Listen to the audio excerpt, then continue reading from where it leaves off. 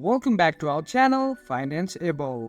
In today's video, I'm going to show you how to log into your Bitget account. So, without further ado, let's jump right into the video. Firstly, make sure that you have a stable internet connection.